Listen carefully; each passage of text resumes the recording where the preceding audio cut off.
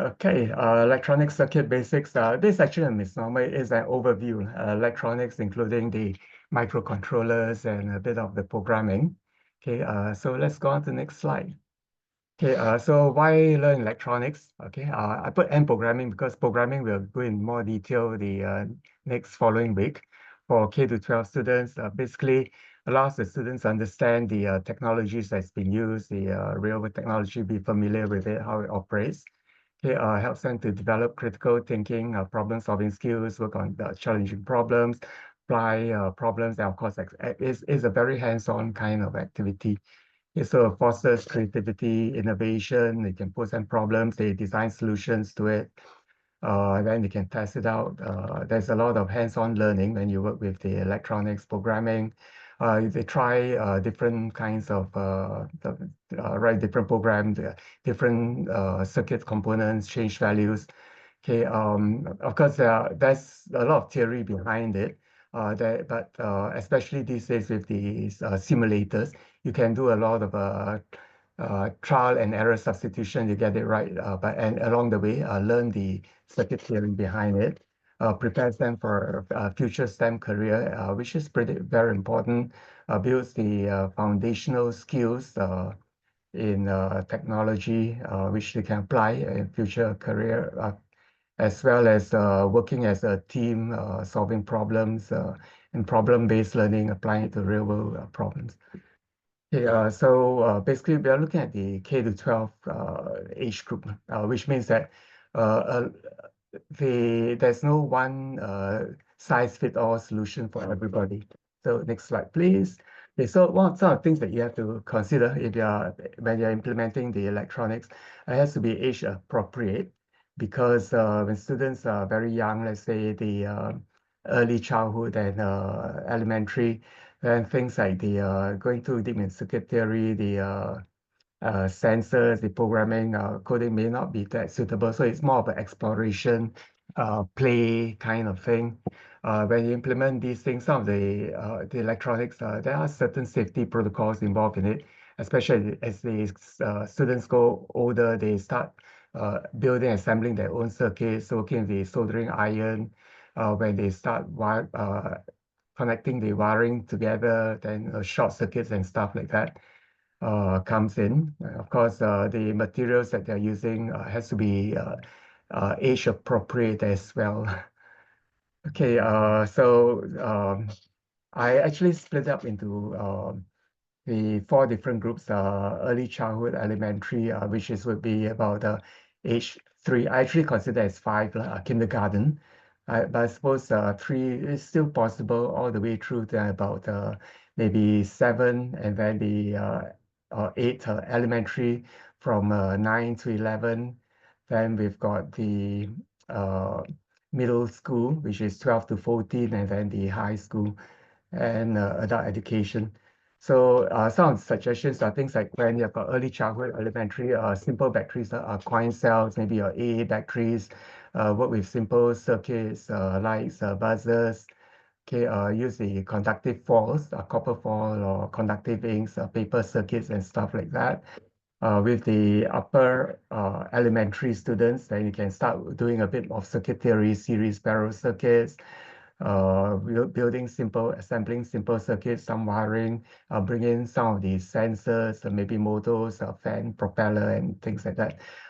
Depending on the students, okay, again, when you say elementary, they are very good students, and then the 20%, the 80%. So for the better students, perhaps can start bringing in some of the simple programming coding. Kind of systems that's appropriate for them, like the really young children, perhaps the makey, the little bits kind of thing, where minimal programming, and they can get the circuit working. Slightly older, where you need a bit of programming, would be systems like the microbits. We've got the primary school children.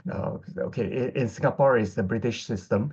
So some P3, P4, so they're about 9, 10-year-old, they start programming in Arduino already, but of course using the block coding. Now, all these things are very little circuit concepts still, but if you want to teach them circuit concepts, then there are these things known as snap circuits. So rather than working with the actual component and breadboard and the DuPont cables or wires to plug into the breadboard, which can be quite challenging for the younger children. Again, those are pre-built snap circuit, and then with the logic symbols, everything put in there, circuit symbols, and they just do the sort of a bigger wire, the 2mm plug to connect them. Okay, so the links there actually bring you to all the examples of these different kinds of circuits and systems. Okay, next slide.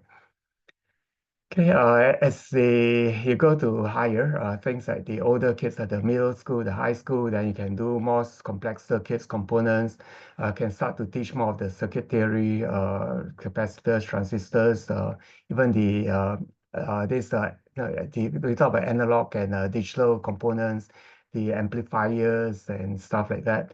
More sensors. So, okay, I talk about the light sensors, you have temperature, the water level and stuff like that. And they can do more challenging projects as well.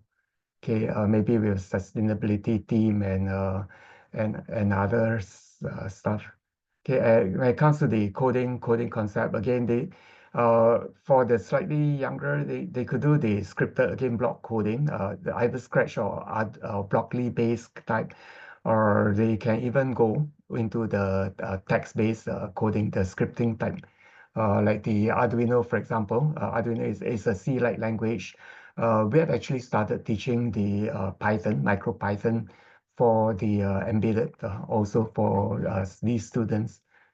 Okay, and all these are talking about the embedded control. Of course, there's also the other aspect, which is programming on the computer itself. So if you're using Scratch-based, then you can link whatever sensors inputs, okay, and outputs to the activity that's on the computer screen, so animated characters and stuff like that. Okay, so for high school, then deeper dive into the circuit analysis, the circuit designing circuits. So you start looking at the circuit theory designing, the picking up values, and no longer so much of trial and error, but you actually know what components are put in there, why you put in there, how it's expected to operate. Okay, so concepts like power, when you design a circuit for some application, you have to look at the voltage, current requirements, the power requirements, what kind of power source supply you put in and stuff like that. Okay, robotics can start from actually as young as maybe 8, 9 year old. Okay, simple robotics. Then as you go higher, more advanced robotics, they assemble their own robots, more challenging problems with the robots. And you can start looking at other hardware platforms. Okay, I talked about the microbit earlier. You can do the Arduino. There's a whole set of them, the ESP32s, or even the Raspberry Pi based kind of systems.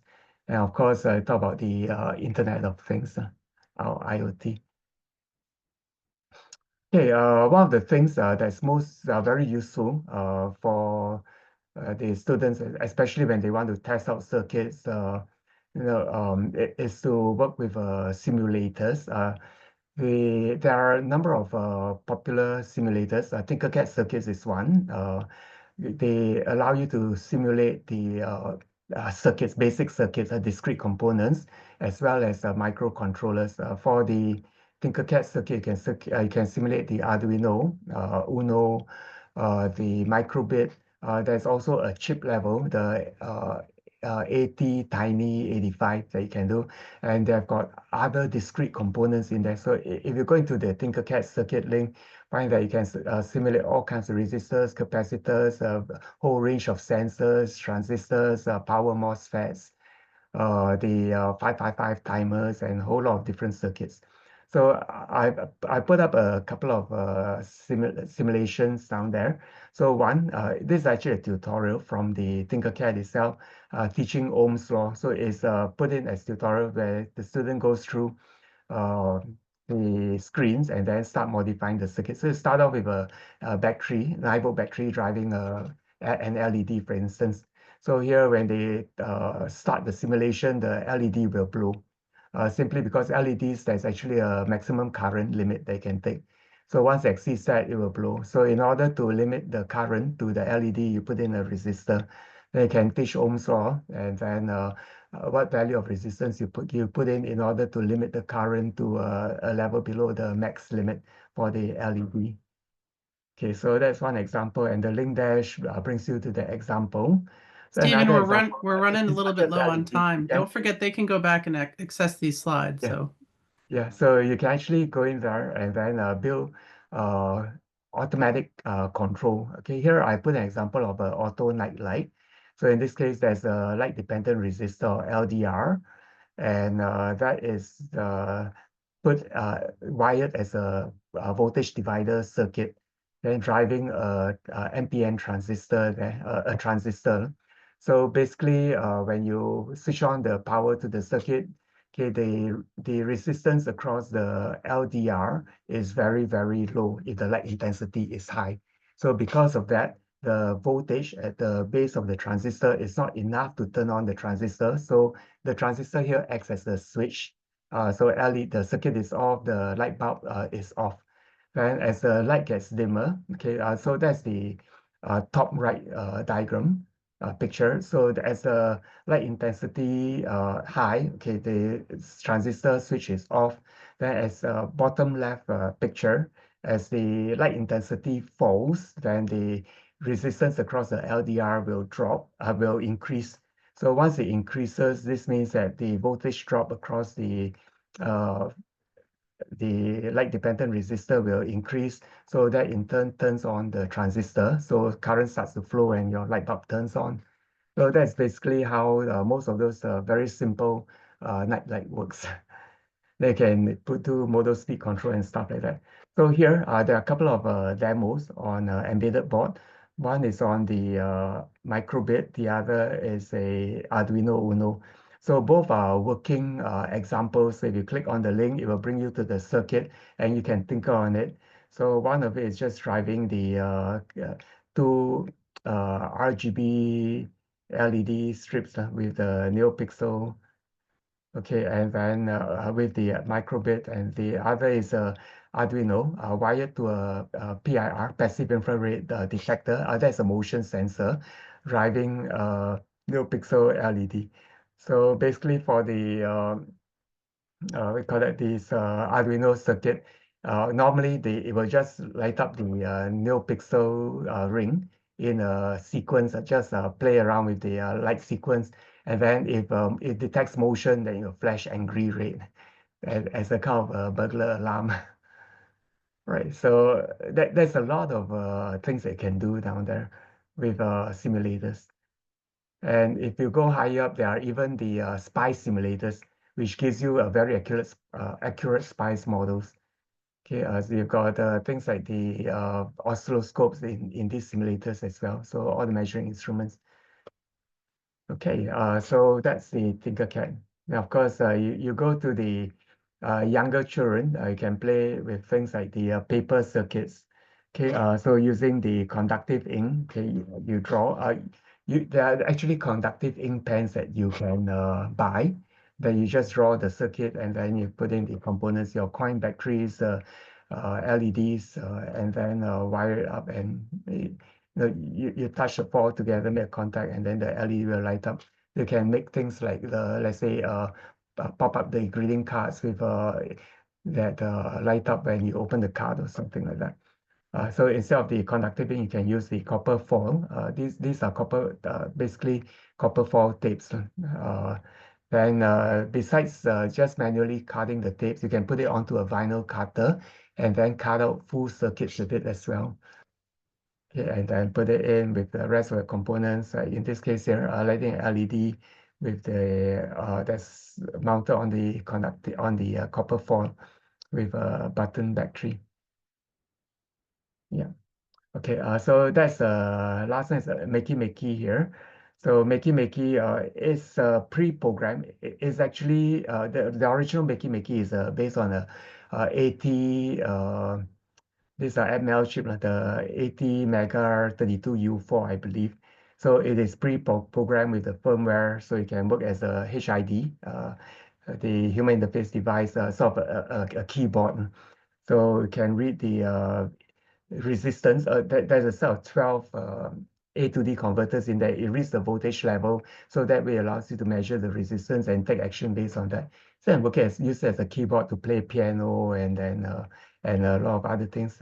Kids can use it to explore the resistance of the conductivity of different kinds of materials and things like that. Yeah. So it is a fun toy for exploring about electronic circuits. Okay, no programming needed, simple plug and play. You can experiment with all kinds of different materials, make your own circuits. Now, the Makey, I understand for me here is about $100 a set. So that's pretty pricey. And maybe if it's pricey, if it's expensive for you, you can actually roll your own Makey board. Okay, in fact, you can use a SCM32, the blue pill or black pill, and then load in the firmware, turn it into a Makey itself for $3.